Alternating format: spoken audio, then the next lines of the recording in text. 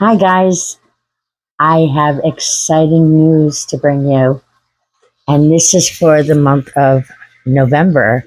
I'm still not done with October. It's not Halloween yet. But do you know we have another supermoon coming? It's called the November Beaver Supermoon. I'm so excited. That's going to happen on November 5th. The moon will be the closest to the Earth and potentially the brightest of all of 2025. That's exciting. This will happen at the peak of the Southern Taurus meteor shower.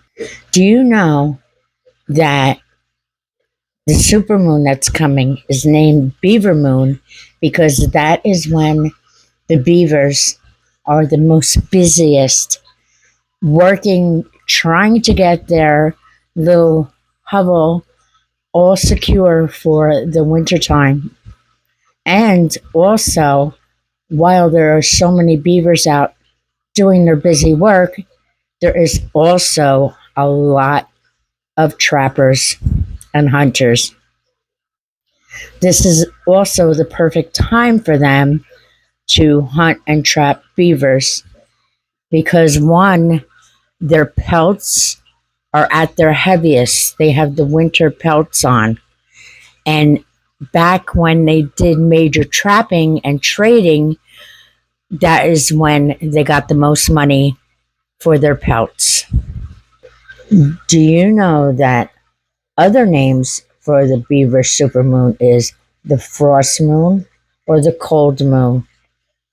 And I guess that means because winter's not that far away and the cold weather is sure coming in. Now, spiritual beliefs are the beaver supermoon is one of grounding, stability, excuse me, and represents preparation for the winter months. It's a good time to look at yourself, at your routines, your intentions, and your values before the seasons come to a close and the year is at an end. And with that, soon will be the new year. So I think that's pretty exciting for the November Beaver supermoon. And there's something that I just learned about, and I thought it was so interesting. Um, it's something that I had to read several times, but what is moon water? Hmm. Well, let's get into it. Let's see what it's about. Sounds very interesting to me. It's very interesting, and it's also revolves around the moon cycles.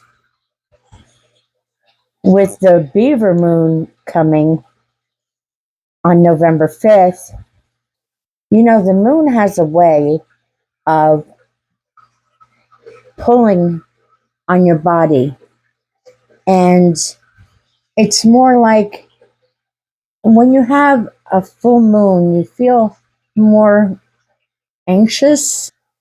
I know myself when I am super anxious or like just more in tune to everything, I know to look outside because I know that there's a full moon. And sure enough, there is.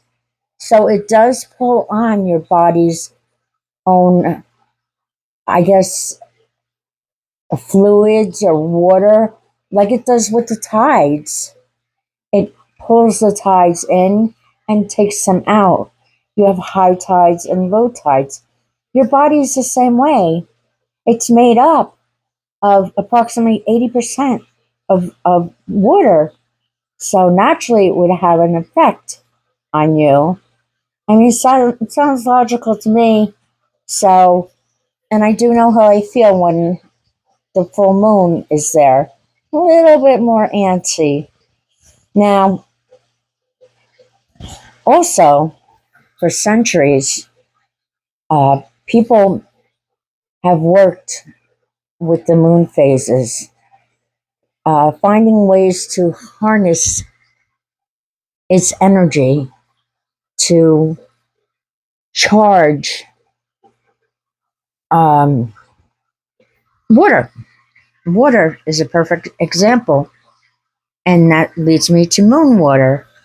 Um, it's really a simple process.